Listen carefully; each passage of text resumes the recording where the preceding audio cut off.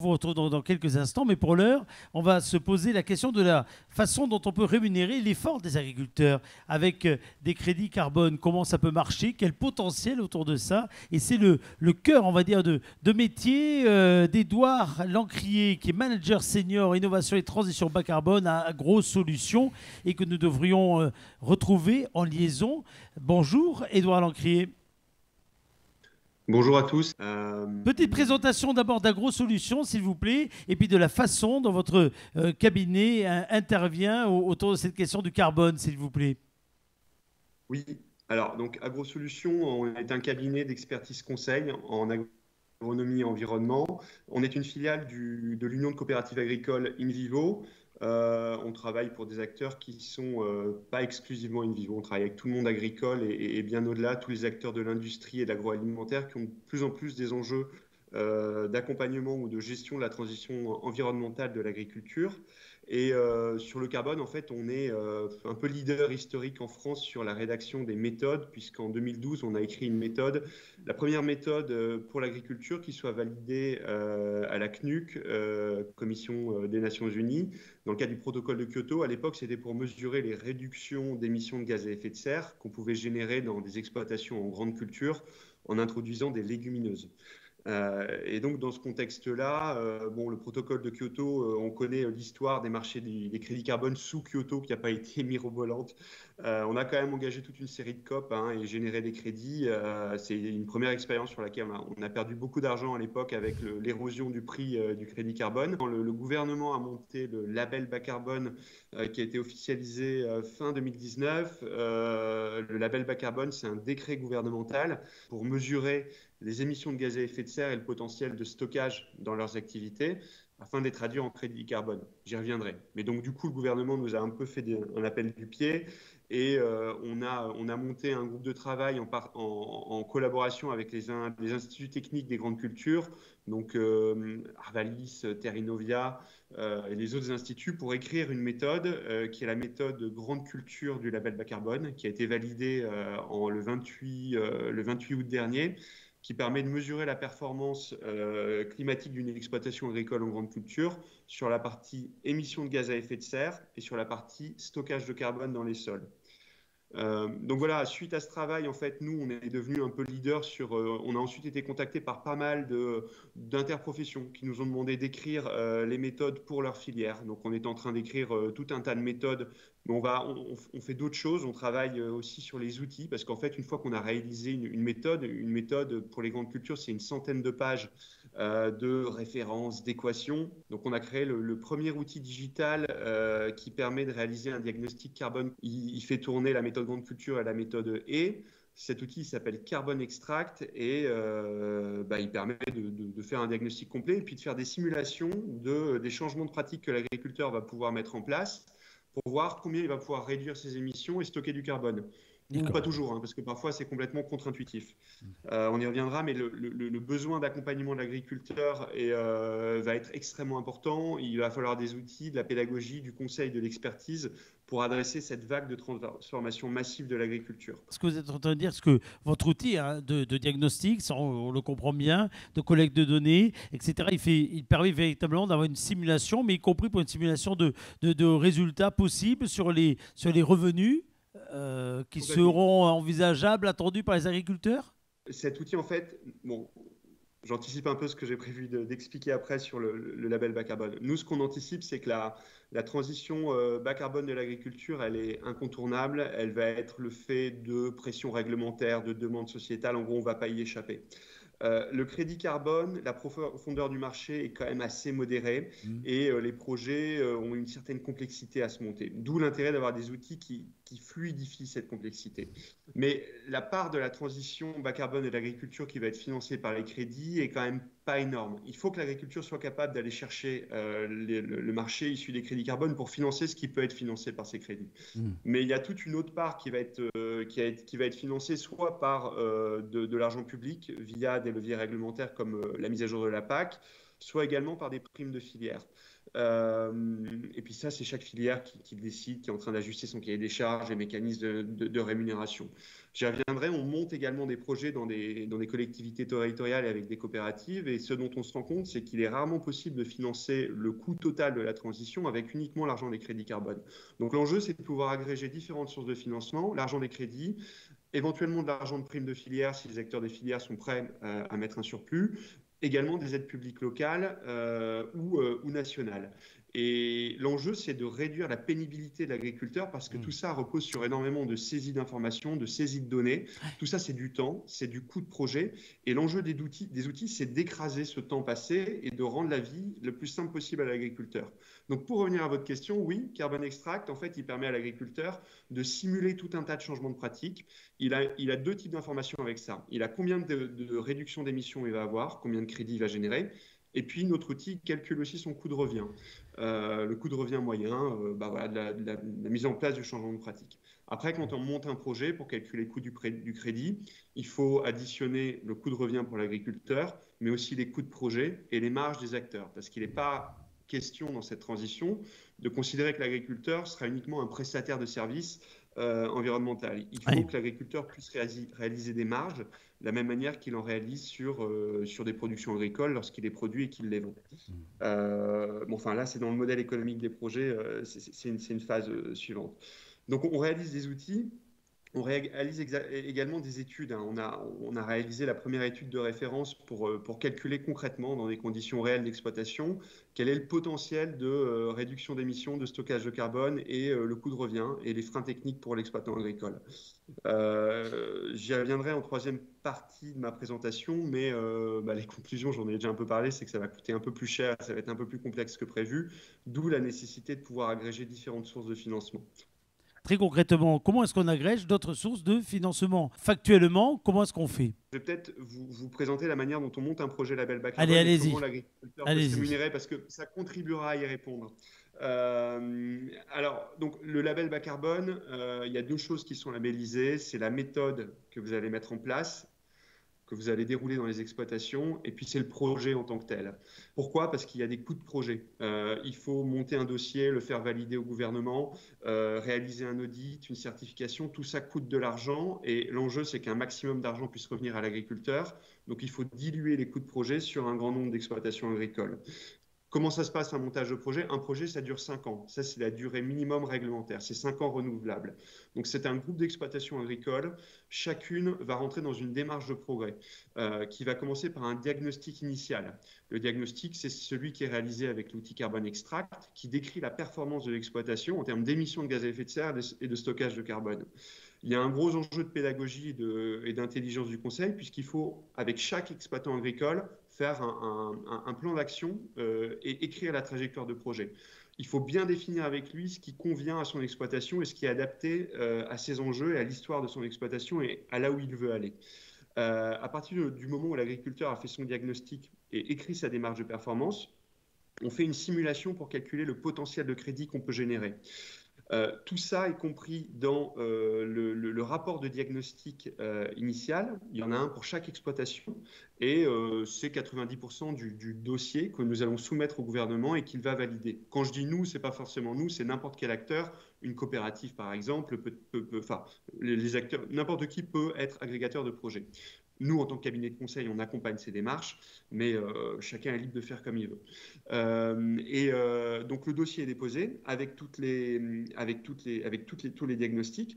Ensuite, l'agriculteur est complètement libre. Ce n'est pas parce qu'il a dit qu'il allait mettre en place telle ou telle action qu'il est obligé de le faire.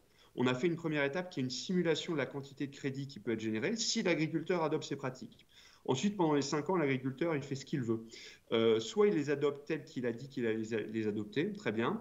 Soit il fait moins, soit il fait plus. Et à l'issue des 5 ans, on refait un calcul sur base des pratiques réellement réalisées. Et là, on a les crédits qui vont pouvoir être vendus. Donc, c'est à l'issue des 5 ans. Par contre, au moment où on a fait le diagnostic initial, on a une estimation de la quantité de crédit qu'on va pouvoir générer. À ce moment-là, en tant que porteur de projet, qu'est-ce qu'on fait? On va voir un acheteur de crédit potentiel. Un acheteur de crédit, c'est un industriel qui veut compenser ses émissions de gaz à effet de serre pour pouvoir se déclarer neutre ou indiquer qu'il est dans une démarche de contribution à l'atteinte de la neutralité climatique. À ce moment-là, on va négocier avec lui un prix d'achat. Et là, encore une fois, le label bas carbone donne toute liberté au projet.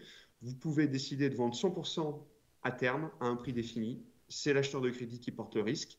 Mais vous n'allez pas bénéficier de la hausse des cours du crédit carbone s'il a lieu pendant les 5 ans.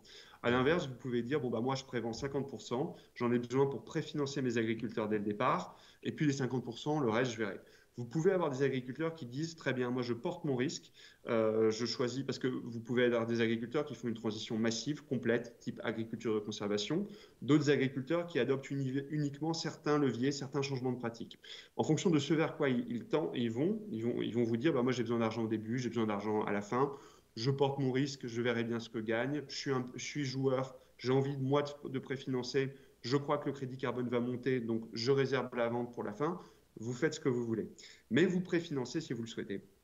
Là, vous rentrez, le gouvernement valide votre projet, vous rentrez dans une phase durant laquelle vous êtes suivi par un outil, par exemple Carbon Extract que nous développons, où vous pouvez suivre votre performance en temps réel. L'agriculteur peut également, en cours de projet, refaire des simulations, soit parce qu'il se rend compte que ça marche très bien, il veut y aller plus fort, donc il va voir qu'est-ce qu'il va avoir à gagner, soit parce qu'il se rend compte que c'est plus compliqué que prévu, les couverts d'interculture ne lèvent pas bien, enfin les choses se passent mal. Ok, il resimule pour voir s'il réduit la voilure, qu'est-ce qu'il va perdre comme crédit carbone, et puis il fait ce qu'il veut. Et au bout de 5 ans, eh bien, l'outil calcule les crédits réellement générés. Ils sont émis, validés par le gouvernement après l'intervention d'un tiers de certification, par exemple Bureau Veritas, par exemple EcoCert, qui va réaliser un échantillonnage aléatoire de vérification sur les exploitations agricoles, pour vérifier que les données qui ont été renseignées dans l'outil Carbon Extract sont justes. Et je reviens à votre question. Donc là, vous vendez vos crédits, vous les avez éventuellement prévendus. Là, vous êtes sur un marché de gré à gré, c'est-à-dire que vous êtes complètement libre de négocier le prix des crédits que vous souhaitez avec votre acheteur. Plus vous avez des co-bénéfices, plus vous allez pouvoir vendre vos crédits chers. Mais en général, nous, ce qu'on constate, c'est qu'au prix actuel du marché, le crédit en projet agricole, il se vend entre 30 et 50 euros. Alors, une fois qu'on a dit ça, il faut savoir qu'il n'y a pas encore énormément de projets qui se sont montés et qu'on n'a pas encore de connaissance de la profondeur du marché pour ces prix-là. C'est-à-dire qu'on sait qu'on peut vendre certains projets, certains crédits à ce prix-là. Est-ce qu'on va pouvoir acheter, financer demain 2 millions de crédits par an, 10 millions, 15 millions, 30 millions? Le potentiel de l'agriculture française, c'est 30 millions de crédits par an, donc 15 millions sur stockage et 15 millions en réduction de gaz à effet de serre. Il y a une part qui sera de l'obligation réglementaire, donc ce ne sera pas des crédits carbone. Il y a une part qui sera trop compliquée à aller chercher et il y a une part qui va faire l'objet de crédits mis sur le marché. Mais aujourd'hui, ce marché, il n'existe pas, puisque c'est un marché gré à gré. Il est en train de se négocier justement avec les acheteurs. Nous, on a tous les jours des acheteurs de très très gros volumes de crédit avec qui on discute de prix, avec qui on explique que le prix du crédit dans l'agriculture, il faut pouvoir le payer à un niveau élevé. Et pour le moment, de notre point de vue, on n'y est pas. Donc, on attend un petit peu et on explore une autre voie pour financer les projets. C'est l'agrégation de différentes sources de financement. Si on dit qu'il faut être capable de ramener entre 100 et 150 euros par hectare et par an, on se dit qu'on va aller chercher une partie en crédit carbone, une partie en aide régionale locale et une partie en prime de filière. Donc ça, c'est des projets qu'on réfléchit avec des coopératives, avec des acteurs de territoire. Et alors, soit on les réfléchit en tant qu'agro-solutions, soit on les réfléchit, on les monte dans des projets dans lesquels on est partenaire, notamment le projet Carbon Think, qui est un financement européen dans le Grand Est, ou avec TerraSolis, avec Planeta, avec I4CE et l'INRAE, on monte un projet de ce genre pour accompagner une centaine d'exploitations agricoles. Donc voilà un peu comment on fonctionne, mais le modèle est en train de s'écrire et on a besoin de tout le monde pour financer des pilotes, pour créer les premières étapes. Vous avez parlé à la fois de coopératives, on y viendra tout à l'heure, mais également de collectivités. Et on va se connecter, enfin de collectivités et directeurs institutionnels, et on va se connecter sans plus tarder avec une consultante à la Chambre d'agriculture Pays de la Loire qui est en charge du projet Carbocage, Sarah Petria-Colombi, qui doit être en liaison avec nous. À ses côtés, Dimitri Caillot, chargé de mission de la communauté d'agglomération des Moches. Je dis à ses côtés, mais je pense que vous êtes par écran, voilà, interposé à côté, mais vous êtes un peu distanciés et l'un et l'autre. Merci beaucoup en tout cas d'avoir été patient jusqu'à présent. Un mot, Sarah Petria-Colombi, qui fait suite quelque part à cette explication très pédagogique, et je remercie d'Edouard Lancrier concernant évidemment comment dire, cet énorme point d'interrogation autour des crédits carbone, et finalement en face la volonté de mettre des projets en œuvre comme celui que vous avez mis en œuvre dans votre territoire. Le projet Carbocage, son objet, c'est vraiment le financement de la gestion, c'est financer la gestion durable des haies par les agriculteurs via le dispositif label bas carbone. C'est bien ça? Le projet Carbocage, c'est parti d'un constat, c'est qu'on a une dégradation de notre maillage bocager en France, avec la nécessité non seulement de planter des arbres et de replanter des haies, mais également de gérer, de régénérer le maillage bocager existant et lui redonner sa fonctionnalité en termes donc, de stockage de carbone, effectivement, hein, c'est l'un des points clés, mais aussi sur l'éco-bénéfices qu'apportent les haies, la biodiversité, la protection de l'eau, la lutte contre l'érosion, etc. etc.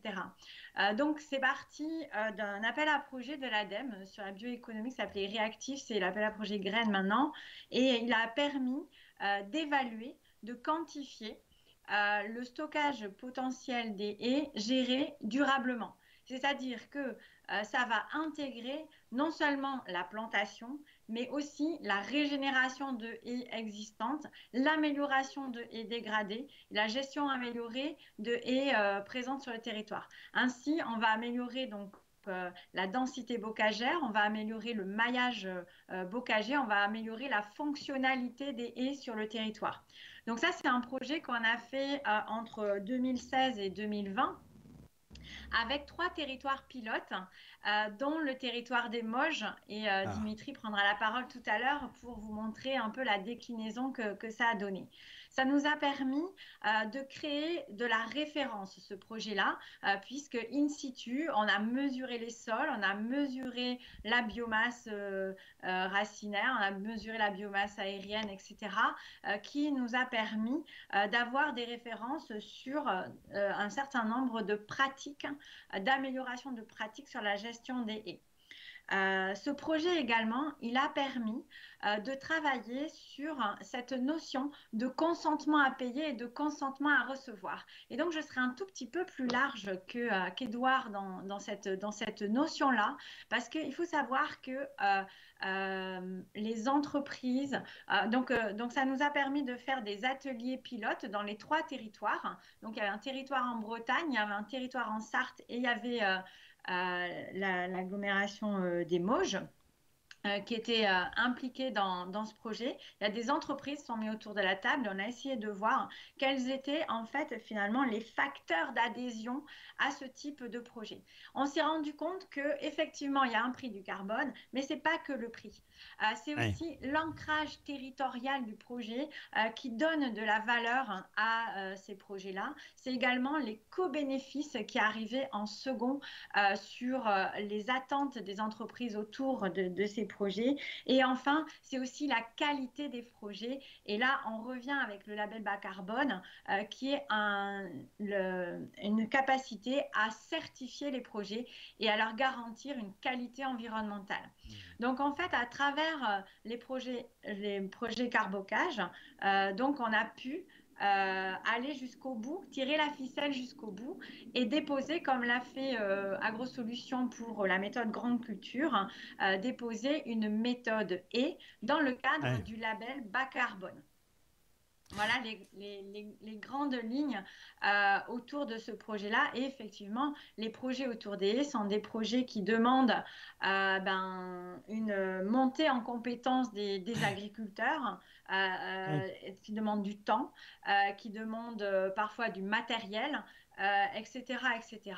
Et donc, ce sont des projets qui ont une haute qualité environnementale, mais d'un autre côté, qui sont à l'unité de carbone plutôt dans la tranche haute des projets qui seront proposés demain sur les territoires. Donc, en fait, on a voulu valoriser non seulement le carbone, mais également les fonctions autour des haies. le carbone étant finalement un marqueur environnemental de l'ensemble des co-bénéfices que peuvent apporter le maillage bocager au sein du territoire. Donne le micro à Dimitri Caillot, chargé de mission à la communauté d'agglomération des Moges. D'ailleurs, rappelez-nous en quelques chiffres clés comment caractériser cette communauté d'agglomération, Dimitri. Donc, on est dans le Maine-et-Loire, 49, Pays de la Loire. On est dans le triangle, alors c'est pas le triangle des Bermudes, hein, c'est le triangle qui est situé entre Nantes, Angers et Cholet. Voilà, j'espère que là vous arrivez un peu plus à zoomer. Donc, territoire rural, entre trois agglomérations. On est une communauté d'agglomération, mais une communauté d'agglomération rurale, c'est-à-dire qu'on n'a pas une grosse commune centre. Le fait qu'on soit communauté d'agglomération, c'est parce qu'on a 6 communes, enfin on a au moins une commune de plus de 15 000 habitants, mais on a 6 communes, des communes nouvelles. On a poussé jusqu'au bout la loi de réforme territoriale. En fait, avant, il y avait 64 petites communes qui étaient en intercommunalité. Ces intercommunalités se sont transformées en communes nouvelles. Et les 6 communes nouvelles ont constitué une communauté d'agglo de 120 000 habitants. 60 000 vaches. Donc, comme l'a dit Sarah, on faisait partie des territoires pilotes, mais on a souhaité aussi aller plus loin. Moi, je ne suis pas un expert en agriculture et en réduction des gaz à effet de serre en agriculture comme peuvent l'être Édouard et Sarah, mais je m'occupe du plan climat et énergie territorial. Et donc, l'idée, c'est qu'à l'échelle du territoire, nous, la collectivité, on est plutôt fédérateur, animateur du territoire, on est coordonnateur et pas ordonnateur, hein. On essaye de mettre en place des choses innovantes et qui vont dans le sens de la transition énergétique, de la réduction des gaz à effet de serre et de l'adaptation au changement climatique. Donc, et quand Sarah Pétiard-Colombi parlait tout à l'heure de l'importance de l'ancrage territorial, c'est pour vous aussi un facteur et différenciant et d'enclenchement, j'imagine. Bah oui, évidemment. Enfin, du coup, c'était aussi cette thématique-là, c'était aussi un des gros champs d'intervention une des thématiques des 38 actions de notre plan climat. On a aussi, comme on est une communauté d'agglo, on a une compétence développement économique. En ce sens, on a des liens assez étroits avec les entreprises. Donc voilà, hein, on travaille aussi sur l'aménagement. Donc c'était vraiment le projet qui correspondait. Enfin, il y avait pas mal de caractéristiques qui faisaient qu'on pouvait y répondre favorablement. C'est pas très vieux, en fait. En tout cas, on a toujours suivi ce projet et dans la continuité en fait, de l'expérimentation, on a répondu à un appel à projet de l'Agence de l'eau sur les paiements pour services environnementaux et ce qui est intéressant, donc ça en juin de l'année dernière. Ce qui était intéressant aussi, c'est qu'on a répondu de façon en multi-partenariale, c'est-à-dire qu'on travaille avec la Chambre d'agriculture, mais on travaille aussi avec une association qui travaille autour de la plantation des haies et puis aussi l'agroforesterie et également un syndicat de rivières. Donc on a un peu une approche, des approches différentes et ce qui nous permet aussi d'être plus efficace et d'échanger. Donc la première étape du projet, c'était de trouver des agriculteurs motivés et intéressés par la démarche. Donc ça, je dirais que ça a été assez facile, du coup, avec les partenariats étroits qui étaient traités sur le territoire, à la fois par la Chambre d'agriculture et puis l'association Mission Bocage. Donc on a fait 2 fois 6, donc on a trouvé très rapidement nos 12 agriculteurs. L'idée après avec eux, c'était de mettre en place un plan de gestion durable de la haie avec un diagnostic. Voilà, les techniciens à la fois de la Chambre d'agri et de Mission Bocage sont allés sur le terrain pour faire ce plan de gestion différencié avec un parcours, puisque là en fait on cible bien le carbone, le carbone additionnel stocké par la haie et par la bonne gestion de la haie. Et puis, voilà, l'autre pan du projet, c'était de mobiliser aussi les entreprises. L'idée, c'était vraiment de se baser sur un marché local du carbone, pas quelque chose qui ne pas vivre en autarcie et de ne pas sortir des moules, hein, mais l'idée, c'était plutôt quand même que ce soit concret et puis que ce soit des entreprises quand même assez locales dans un premier temps qui puissent financer les projets des agriculteurs. Donc là, c'est un projet qui est comme ça assez récent. On n'a pas encore complètement concrétisé, mais on est en train de travailler avec les entreprises. Voilà, et on a une première approche de sensibilisation. Dans le cadre de nous, les newsletters qu'on a avec eux, des réunions aussi de clubs d'entreprise où on présente le projet. Pendant le Covid, là, on a fait aussi plusieurs visios où on avait entre 30 et 40 entreprises qui ont répondu à chaque fois, à la fois sur une démarche bas carbone dans l'entreprise et puis que justement le volet carbomauge. Oui, on a décliné aussi l'appellation carbocage en mauge, hein, c'est un peu plus fort que nous, on est obligé de mettre mauge Ah oui. à la fin de tous les mots. Mais voilà, c'était aussi un côté pour donner de l'adhésion au territoire et puis pour que ça parle un peu mieux, enfin, que les entreprises s'accaparent mieux le projet. On a fait un premier travail de sensibilisation. Après, on a eu des rendez-vous avec les entreprises pour mieux leur présenter le projet. Certaines entreprises ont répondu. Et là, on est dans une phase avec notre service développement économique où on a ciblé une cinquantaine d'entreprises qui peuvent être potentiellement intéressées pour aller retourner vers eux et bien leur expliquer la démarche parce que c'est vrai que c'est pas toujours, on ne comprend pas toujours dès la première visio hein, le dispositif carbocage quand on parle voilà, de compensation, de séquestration de carbone. Des fois, pour un chef d'entreprise, ça parle pas toujours. On est plutôt dans c'est un peu plus flou. Certains sont venus aussi en visio en pensant que c'était pour la plantation de haies. Donc voilà,